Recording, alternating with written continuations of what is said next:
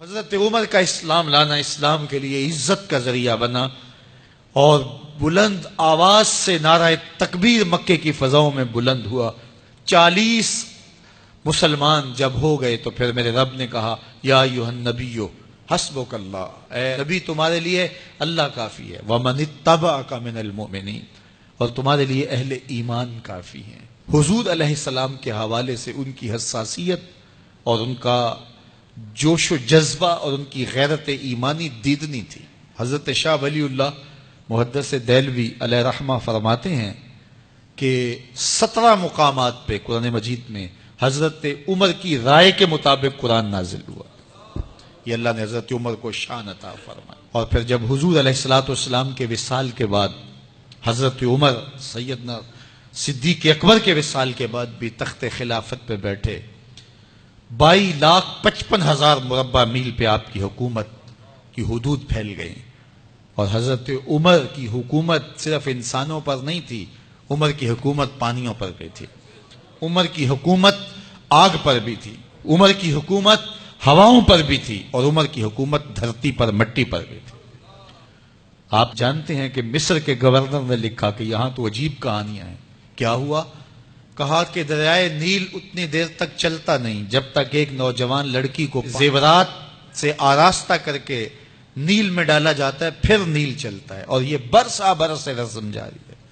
تو حضرت عمر کے پاس جب یہ پیغام پہنچتا ہے تو حضرت عمر نیل کو خط لکھ رہے ہیں، بسم اللہ الرحمن الرحیم، مصر کے نیل کے نام عمر کا خط، اور آگے لکھتے ہیں اے نیل اگر تو اللہ کے حکم سے چلتا ہے تو چل، ورنہ تیری کوئی ضرورت نہیں ہے۔ اور رکا لکھ کر کاسد کو دیا، جا کے یہ دریائے نیل میں ڈال دو۔ اللہ اکبر، جن کے رکے دریا بھی مانتے ہیں، پانیوں پر بھی حکومت ہے۔ اور نیل میں جب وہ رکا ڈالا گیا، نیل ایسا چلا آج تک کبھی رکا ہی نہیں ہے۔ پانیوں پر حکومت، ہواؤں پہ حکومت۔ مسجد نبوی کا ممبر ہے، عمر خطبہ دے رہے ہیں، عراق کے علاقہ نہاون میں جنگ ہو رہی ہے، مدینے سے 1 مہینے کی مسافت ہے، 1 مہینہ مسلسل چلیں تو نہاون آتا ہے۔ حضرت عمر خطبہ دیتے دیتے درمیان میں جملہ معترضہ کا، یا ساریہ الجبل، اے ساریہ پہاڑ نہ چھوڑنا۔ لوگ حیران ہیں کیا ماجرا ہوا کہ ہم سے مخاطبہ ہے، ساریہ نہاون میں ہے، اور کہا ساریہ پہاڑ نہ چھوڑنا۔ 1 مہینے کے بعد جب وہاں سے قاصد آیا، اس نے کہا اللہ نے فتح دے دی۔ کہا کیسے؟ کہا پہاڑ کو چھوڑ کر دشمن پر ٹوٹنے لگے تھے، آگے بڑھنے لگے تھے، ان پر حملہ آور ہونے لگے تھے۔ اچانک عمر کی آواز آتی، پہاڑ کو نہیں چھوڑنا، کیونکہ اگر ہم پہاڑ کو چھوڑ دیتے دشمن پیچھے سے حملہ آور ہونے کے لیے تیار کھڑا تھا۔ تو کہا بس ہم پہاڑ کو اپنی پشت پہ پھیر رکھا، اور اللہ نے اسی دن ہمیں فتح عطا کر۔ ہوائیں بھی ان کا پیغام پہنچاتی ہیں، پانی بھی ان کا حکم مانتے ہیں۔ اس زمانے میں فائر بریگیڈ سسٹم نہیں تھا، لیکن ایک آگ بڑھتی آ رہی ہے شہر کی طرف، لوگوں نے حضرت عمر کو بتایا، امیر المومنین آگ پھیلتی آگے بڑھتی چلی آ رہی ہے اور شہر کو اپنے قابو میں لینے والی ہے۔ عمر اپنی چادر اتارتے ہیں اور حضرت تمیم داری کو دیتے ہیں، کہا یہ چادر لے جاؤ اور ایسے ایسے کرو، آگ پیچھے بھاگتی چلی جائے گی۔ تو چادر ہلاتے جاتے ہیں حضرت تمیم داری، اور آگ پیچھے بھاگتی چلی جاتی۔ مٹی بھی حکم مانتی ہے۔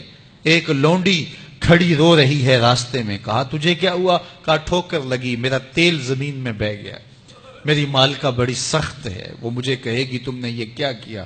عمر درہ زمین پہ مارتے ہیں، فر الارض الم عادل علیک، زمین عمر نے تیری چھاتی پہ عدل نہیں کیا؟ تو عمر کے ہوتے ہوئے اس کا تیل پی جائے؟ زمین تیل باہر نکال دیتی ہیں، فرماتے ہیں ڈال لے اپنے برتن میں۔ تو یہ عمر کے ان کا حکم مٹی بھی مانتی ہے، ان کا حکم ہوائیں بھی مانتی ہیں، دریا بھی مانتے ہیں، ان کا حکم پانی اور آگ بھی مانتی ہے۔ وہ عمر، میرے حضور فرماتے ہیں ان الشیطان یفر من ذل عمر، میرا عمر وہ ہے جس کے سائے کو دیکھ کے شیطان بھی بھاگ جاتا ہے۔ حضرت عمر رضی اللہ تعالیٰ عنہ نے ایک بہترین نظم و نسق دیا اور امور سلطنت کو اس انداز سے منظم کیا۔ ایک غیر مسلم مفکر کہتا ہے اگر اس امت کو ایک اور عمر مل جاتا پوری دنیا پہ حکومت مسلمانوں کی ہوتی۔ ایک دن مسجد نبوی سے باہر حضور تشریف لا رہے تھے، دائیں ہاتھ میں حضرت ابو بکر کا ہاتھ تھا، بائیں میں حضرت عمر کا ہاتھ تھا، ایسے باہر کی جانب آ رہے تھے۔ دروازے سے کوئی بندہ داخل ہوا تو اس کو دیکھ کے حضور نے فرمایا ہا کازا نبعث یوم القیامہ، قیامت کے دن جب قبروں سے اٹھائے جائیں گے ہم ایسے ہی اٹھیں گے، میرے دائیں ہاتھ میں ابو بکر کا ہاتھ ہوگا، بائیں میں عمر کا ہاتھ ہوگا۔